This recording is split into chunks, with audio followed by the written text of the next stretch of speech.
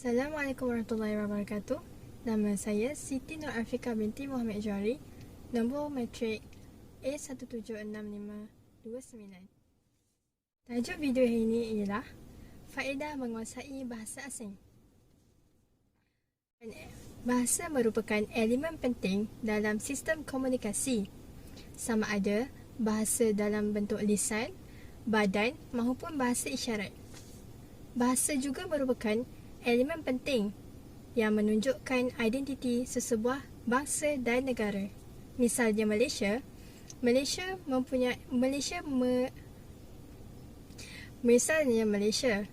telah menetapkan dalam perlembagaan negara iaitu bahasa Melayu merupakan bahasa kebangsaan. Namun begitu, kerajaan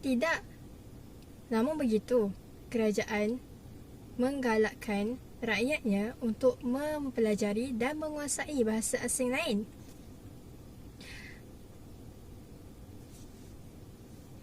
Banyak kelebihan yang dapat kita perolehi dengan mempelajari dan menguasai bahasa asing. Antara kelebihan mereka yang menguasai bahasa asing ialah dapat memperoleh lebih banyak ilmu pengetahuan berbanding mereka yang tidak menguasai bahasa asing. Hal ini demikian kerana mereka yang dapat menguasai bahasa asing mampu membaca serta memahami bahan bacaan dan artikel dalam bahasa tersebut. Misalnya, individu yang menguasai bahasa Inggeris dikatakan mampu memahami serta membaca bahan bacaan yang dikeluarkan dalam bahasa Inggeris. Bagi mereka yang telah menguasai bahasa Inggeris, mereka akan lebih mudah untuk membuat rujukan dalam laman sesawang di internet kerana laman sesawang kebanyakannya digunakan dalam bahasa Inggeris. Oleh itu, individu yang menguasai bahasa asing dapat memperoleh lebih banyak ilmu pengetahuan. Kelebihan yang kedua, seseorang yang menguasai bahasa asing akan mendapat lebih ramai kenalan. Hal ini disebabkan oleh orang yang menguasai bahasa asing lebih mudah untuk berhubung dan berkomunikasi dengan dunia luar. Buktinya, dapat kita perhatikan di depan mata kita.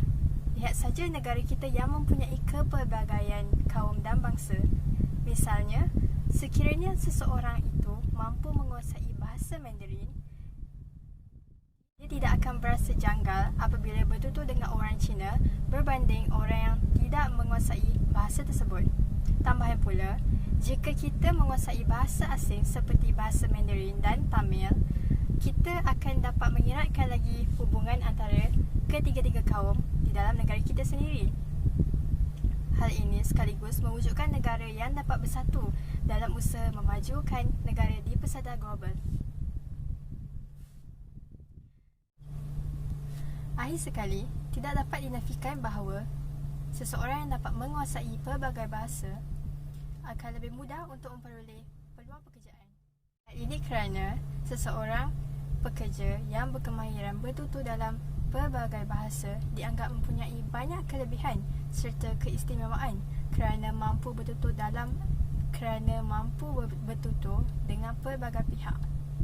Misalnya, di Malaysia, seseorang yang boleh bertutur dalam bahasa Inggeris dan Mandarin memiliki ciri-ciri pekerja yang digemari dan disukai oleh majikan kerana masyarakat majmuk yang terdapat di negara kita.